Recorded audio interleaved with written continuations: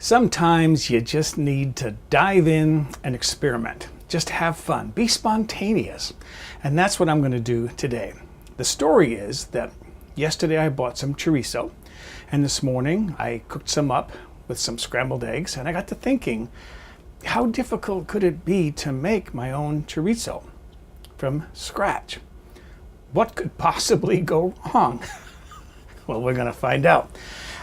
I looked up some recipes online, and there are a lot of different spice blends, a tablespoon of this, a teaspoon of that, a half a teaspoon of this, and I thought, for ease, why not just use a pre-blended spice mix?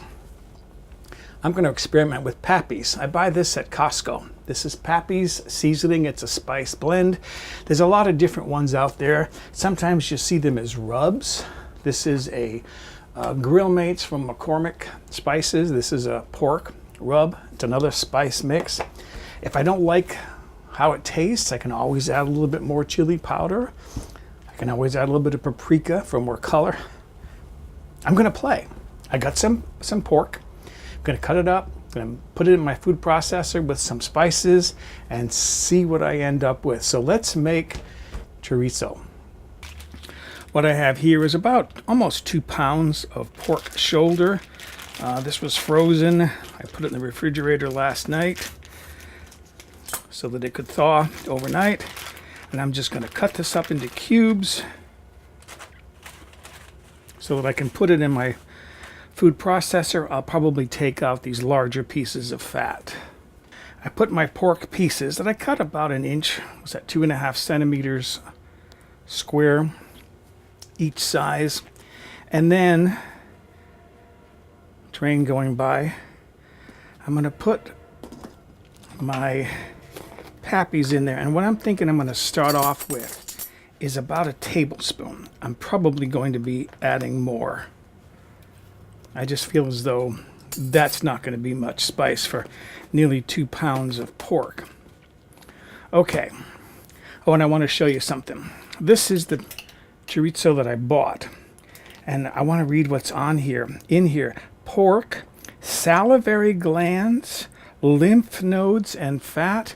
This is why you want to make your own, so that you know what's in there, so that it's pork meat and not salivary glands and lymph nodes and ears and lips and anything else they feel as though they can add. I need the cover. The cover is right here. I put this plastic in there because it helps to keep the cover clean, because the cover has all these nooks and crannies in there that capture stuff. So it's just one less thing to clean. Lock that in place, and then I'm going to grind this up. I'm going to take my lid off here. See, I can tell by the color that there's just not enough spice in there. It just looks like ground pork. I'm going to put at least one more of these in there. And then, just because I think I'm going to need it, I'm going to put in some paprika. I'm going to put in half a tablespoon to start. Again, this is experimenting, folks. This is like chemistry with food. And then get that cleaned out. Half a tablespoon of chili powder. I'm using mild chili powder. This is California chili. It's not as spicy as some of the others. Again, put the lid back on and then start blending that up. Okay, let's see what... Now see, that's starting to look like chorizo. It's got a red color to it. It's not as dark red as the other chorizo, but what I'm going to do is I'm going to take a little bit of this, like so, a little dab.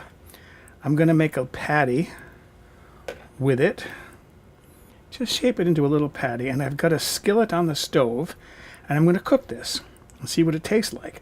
If I have to, I can add more spice. While that meat is cooking, I want to write down the proportions so that I don't forget. So that was 2 lbs pork, 2 big T Pappy's,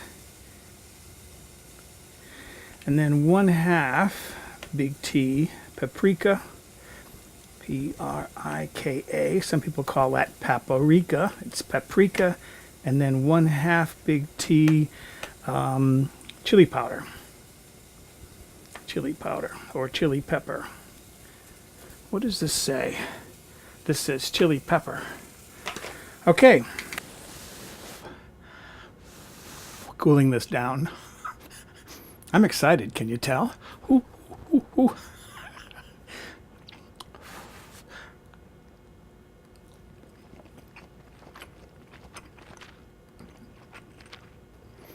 Boy.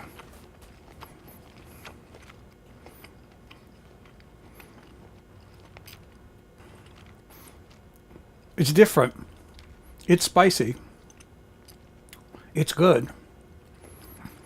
You know, I'm not going to change any of the spices. I like that. It's got a little bit better texture than the packaged stuff because it hasn't been ground down into a paste. It looks more like a ground beef. So the next thing I'm going to do is package this up. What I have here is my impulse heat sealer. I use this for a lot of things. Once you have one, you just start finding all kinds of uses for it. This is polytubing. I buy a huge roll of it when I buy it, which is like once every 10 years because the roll was like 2,000 feet long. I'm going to do 3, I think. And I'm guessing that they're going to be about 9 to 10 ounces each. If I divide them up. Okay. And then get that out of the way.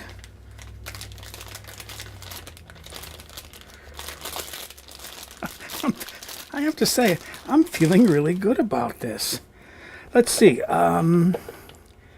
Third, roughly a third, and roughly a third.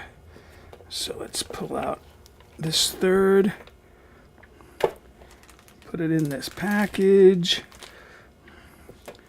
like so.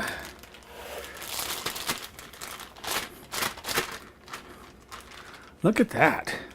Look at that.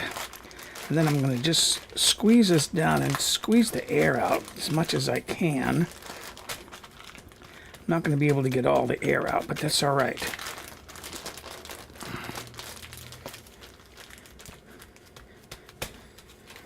Flatten it down. I mean, look at the color. That looks like chorizo, and it tastes good enough. And then what I'm going to do is I'm going to put that on my sealer. Heat seal that. I can trim this excess off. And there, look at that. Package of chorizo. The whole thing with this is you want to let this sit for at least 24 hours because it's going to let those spices blend. The moisture in the meat will release the flavor of those spices. Any fat in there will also help to release the spice flavors. So I'm going to put one of these in the refrigerator so I can enjoy it tomorrow or the next day. And then I'm going to put the other 2 packets in the freezer. Now I do want to mention that I made that chorizo really mild because I don't like things too spicy hot. So if you like it really hot, add more spice. Like I got one of these from outside. This is one of my neighbor's little tiny peppers. If I make anything for him and his wife, I know to add a lot more spice because he likes things super hot. Just looking at that makes my eyes water. Anyways, that's the nice thing about making it yourself is you can make it the way you want it.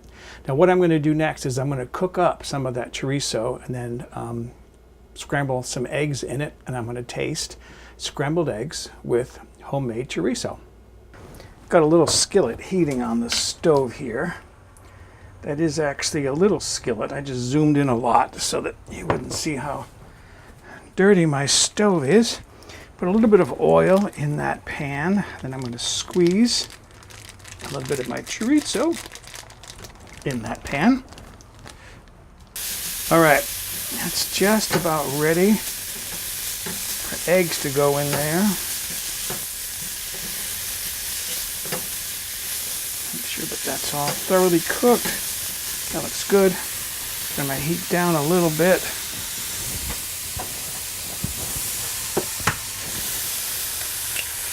Break an egg in there. That first egg will cool that pan down a little bit.